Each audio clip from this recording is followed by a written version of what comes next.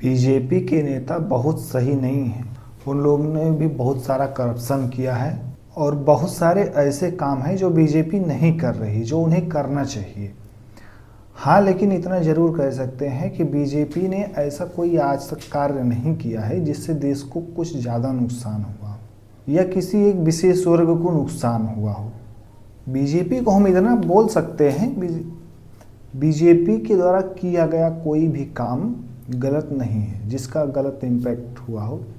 बस केवल एक काम उनका थोड़ा ये खराब लगता है जो उन्होंने किया है, जो वोट बटोरने के चक्कर में बीजेपी ने आरक्षण को और बढ़ाते जा रहे हैं। आरक्षण से होता क्या है मैं बताता हूँ आपको नुकसान। आरक्षण से प्रतिभाएं दब जाती हैं, लोगों के टैलेंट दब जाते हैं, जिसकी वजह से जो लोग योग्य नहीं होते हैं किसी कार्य को करने के लिए उनको भी वो स्थान दे दिया जाता है। पुलिस में उनकी भर्ती दे दी जाएगी, किसी बैंक में मान लो दे दी जाएगी भर्ती, किसी भी सरकारी संस्था में दे दी जाएगी। तो जो कार्यभार वो अपना संभालेंगे तो वो अच्छी तरीके से नहीं संभाल पाएंगे। यही सारी चीज़ें होती हैं जब आप देखते ही जाते हैं किसी बैंक में आप जाओ तो आपसे अच्छे से व्यवहार नहीं किया जाएगा। बहुत सारी जगहों पे आप देखोगे तो उनको नॉलेज ही नहीं होता है कि वो आखिर वो कर क्या रहे हैं, वो कौन सा कार्य कर रहे हैं, उसको कैसे किया जाना चाहिए। सरकारी स्कूलों का भी हाल इसे लगभग देख सकते हैं। जो लोग आरक्षण के दम पे ज़्यादातर आए हुए होते हैं उनके पास प्रतिभा की कमी होती है कहीं ना कहीं। आरक्षण को जो सीधा देने का जो कारण था वो भीमराव अंबेडकर जी ने जब दिया था तो उस टाइम पे क्या था कि जो गरीब पिछड़े वर्ग के लोग रहते थे उनके पास सुविधाएं बहुत कम थी। लाइट की व्यवस्था नहीं, पढ़ने के लिए स्कूलों में उनको जाना प्रतिबंधित किया जाता था ज़्यादातर। एक तो गरीबी भी रहती थी ज़्यादातर पिछड़े वर्ग के लोगों के लिए। तो जब भीमराव अंबेडकर जी ने संविधान बनाया तो जो आरक्षण की जो सीमा थी उन्होंने बोला है कि आरक्षण केवल 20 साल तक रहना चाहिए, उसके बाद पूरा आरक्षण खत्म करके पूरा लेबल कर दिया जाना चाहिए। इसकी आदत नहीं पड़नी चाहिए लोगों को, क्योंकि जब उन्होंने बनाया उसके बाद से सब लगभग एक ही लेवल पे आ गए थे। अंग्रेज जब देश छोड़ के चले जाने लगे उस टाइम पे सब एक ही लेवल पे लगभग आ गए थे। और बाकी इस प्रोपोगंडा को फैलाने के लिए, आपस में लड़ाने के लिए ये कांग्रेस वालों की राजनीति। पहले अंग्रेजों ने इस विषय को उठाकर आपस में लड़ाया था और अंग्रेजों के जाने के बाद यही विषय पकड़ लिया कांग्रेस पार्टी के नेताओं ने और आज तक उसी पे राजनीति हो रही है। बीजेपी की सबसे बड़ी खराबी यही लगती है, कांग्रेस वाले अगर कोई मुद्दा उठाते हैं कि हम देश के जनता के लिए ये करेंगे तो वो तो अभी सत्ता में है नहीं, उसी चीज़ का लाभ उठाने के लिए वोट बटोरने के चक्कर में बीजेपी वाले वो करने में आगे हो जाते हैं, वही करने लगते हैं। जो उन्होंने बोला कि हम करेंगे तो ये बोले कि हम ही कर देते हैं ताकि ये वोट हमको मिल जाए। आज के समय में मेरा मानना ये है कि आरक्षण को पूरी तरह से ख़त्म कर दिया जाना चाहिए। तभी जो सरकारी संस्थाएं हैं, सरकारी जो सर्विसेज हैं, उसमें जब लोग अच्छे योग्य लोग जाएंगे तभी हमारा देश डेवलप हो पाएगा। क्योंकि आज का ऐसा समय हो गया है कि ना तो आपको कहीं स्कूल कॉलेज में पढ़ने लिखने से मना किया जाता है, लाइट की, वाहन की, आने जाने की कहीं कोई समस्या होती है। जिस स्कूल में ब्राह्मण पढ़ता है, क्षत्रिय पढ़ता है, उसी स्कूल में दलित भी पढ़ सकता है, उसी स्कूल में हिंदू भी पढ़ सकता है, उसी स्कूल में मुसलमान भी पढ़ सकता है, उसी कॉलेज में हिंदू, मुसलमान, सिख, ईसाई सब साथ में पढ़ सकते हैं। क्योंकि हमारा देश सेकुलर देश है, कोई एक विशेष वर्ग का देश नहीं है हमारा। तो अब जब आज़ादी के 70 साल 75 साल बीत गए, भीमराव अम्बेडकर जी ने केवल 20 साल बोला था, उसका 4 गुना टाइम हो गया है ज़्यादा। केवल यही एक काम गड़बड़ किया है बीजेपी ने, जो वोट बटोरने के चक्कर में आरक्षण को बढ़ाते चले जा रहे हैं। और ये तो यहाँ तक कि बोल रहे हैं कि प्राइवेट सेक्टर में भी ये होना चाहिए। अगर कसम से बोल रहा हूँ, अगर ये प्राइवेट सेक्टर में ये चीज़ें हो गई आरक्षण, प्राइवेट सारी कंपनियां ये देश छोड़ के भागने वाली हैं। क्योंकि प्राइवेट कंपनियों को चाहिए अपना मुनाफा, वो आपकी राजनीति चमकाने के चक्कर में वो अपना नुकसान नहीं करने वाले। ये तो हो गई बीजेपी की बात। अब कांग्रेस वाले करप्शन करने के साथ साथ ये देशद्रोह भी करते। बाहर से बहुत सारे इनके ऐसे कनेक्शन हैं जो कि देश को बर्बाद करने के लिए पूरी तरीके से रेडी है। एक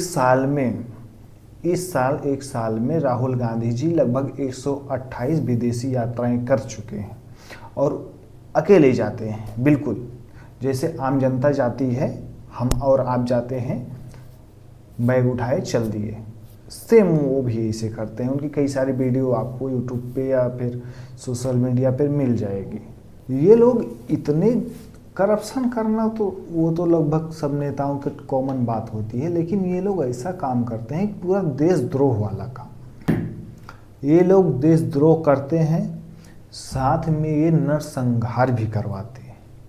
विभाजन के टाइम पे जो नरसंहार हुआ था ईस्ट पाकिस्तान में, वेस्ट पाकिस्तान में, दोनों में, अगर चाहते तो नेहरू गांधी ये लोग मिलकर रोक सकते थे, लेकिन नहीं। विभाजन भी रोक सकते थे ये दोनों लोग मिलकर। कांग्रेस पार्टी विभाजन रोक सकती थी, लेकिन नहीं, बंटवारा कराया ही कराया। उसके बाद 70 साल तक, जब तक 2014 में बीजेपी गवर्नमेंट आई, 2014 के बाद बीजेपी ने एक्शन लिया, उसके पहले इन्होंने पाकिस्तान से प्रॉपर बाउंड्री नहीं बनाई, बॉर्डर नहीं बनाया, पाकिस्तान के साइड भी और वेस्ट बंगाल के साइड भी, म्यांमार के साइड भी, जिसके वजह से आज तक इलीगल माइग्रेशन की जो है बीमारी आज देश को लग चुकी है। देश को बहुत बड़ा नुकसान हो रहा है इससे, इस चीज़ को आप नकार नहीं सकते हैं। 1975 में जब हाई कोर्ट ने इंदिरा गांधी को चुनाव लड़ने के लिए प्रतिबंधित कर दिया, उसके बाद इंदिरा गांधी ने देश में इमरजेंसी लगा दी। इमरजेंसी का कुछ मतलब समझ में आता है? क्यों लगाई? कोई रीजन नहीं। विपक्ष के सारे नेताओं को उठा कर जेल में डालना, उठा के जेल में डालो, हत्या करवा दो, गोली मरवा दो, ऐसा नरसंहार कराया उस टाइम पे हाई कोर्ट के फैसलों को बदलने के लिए। उसके बाद जब इलेक्शन लड़ा तो भारत की जनता ने इंदिरा गांधी को हटा दिया, सत्ता से उखाड़ फेंका उनको। कश्मीर की नीति बनाई, 370 लगाया, ये कांग्रेस ने वाले नहीं लगाया। मतलब पाकिस्तान का बंदा आके कश्मीर में ज़मीन खरीद सकता है, भारत का बंदा नहीं खरीद सकता। पाकिस्तान का लेडीज या जेंट्स अगर कश्मीर में आके अपनी शादी करता है, चाहे महिला हो पुरुष हो, दोनों साइड, वो कश्मीर का नागरिक बन जाता। और कश्मीर का नागरिक बन गया तो हिंदुस्तान का नागरिक बन गया, जिसकी वजह से आप जाके देख लीजिए जम्मू कश्मीर में आपको इतने सारे लोग इलीगल तरीके से उसी धारा के तहत आके आपको मिलेंगे। जहाँ पर पंडितों का राज हुआ करता था, वहाँ पर आज मुसलमान ही बचे हैं, लगभग 70-80% मुसलमान हैं वहाँ।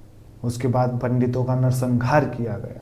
ये सारा का सारा कांग्रेस की देन है।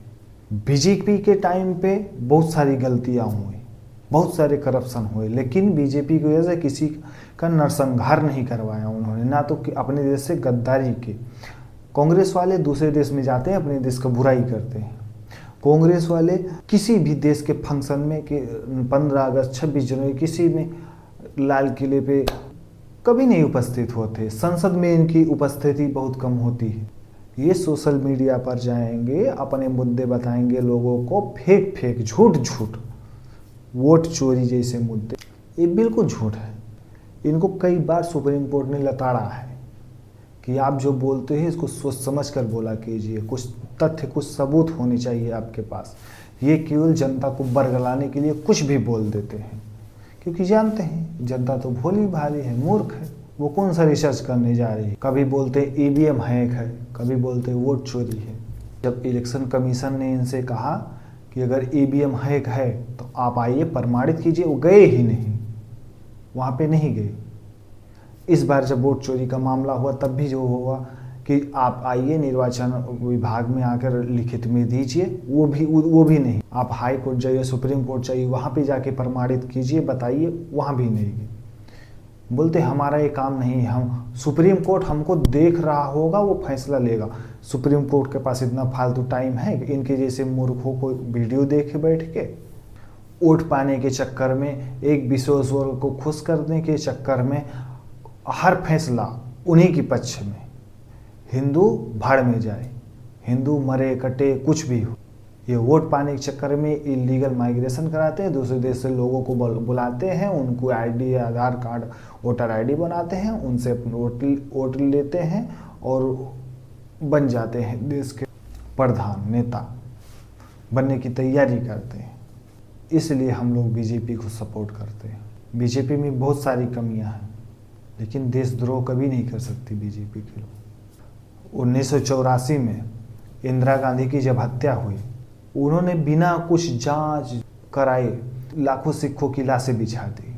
लाखों सिखों को ऐसे बेवजह मार दिया गया, गोली से मार दिया गया, भून दिया गया। केवल एक परिवार का रुतबा रहना चाहिए इस देश में। देश को भूलनी नहीं चाहिए ये सारी चीज़ें। इन्होंने देश का कितना बेड़ा गर्क किया है। पूरी दुनिया पाकिस्तान को आतंकी देश मानती है, लेकिन ये हर बार पाकिस्तान का सपोर्ट करने लग जाते हैं। पाकिस्तान की संसद में राहुल गांधी जी के बारे में बातें होती हैं, वो बहुत अच्छा आदमी है, मतलब पाकिस्तान के लिए अच्छा आदमी है भाई, हमारे देश के लिए नहीं है। और अगर इस कांग्रेस पार्टी को एक भी बंदा वोट दे देता है, जो बंदा वोट देता है वो इस देश के नज़र में देशद्रोही वो भी है। इस बात को आप समझ लीजिए। आपको बीजेपी नहीं पसंद, आप नोटा दबा दीजिए, आप कोई और पार्टी चूज कीजिए, लेकिन अगर कांग्रेस को आप वोट देते हैं तो आप एक देशद्रोही हैं। इस चीज़ को आप नकार नहीं सकते हैं। जो हमेशा एक ही पक्ष का सपोर्ट करता है, दूसरे देश से बुलाता है आदमी कि हमको वोट दो, देश को टुकड़े करने की बात करता है। बाकी आप समझदार हैं, सोचिए समझिए फैसला लीजिए और अपना वोट सही जगह पे डालिए आने वाले चुनाव में। जय हिंद।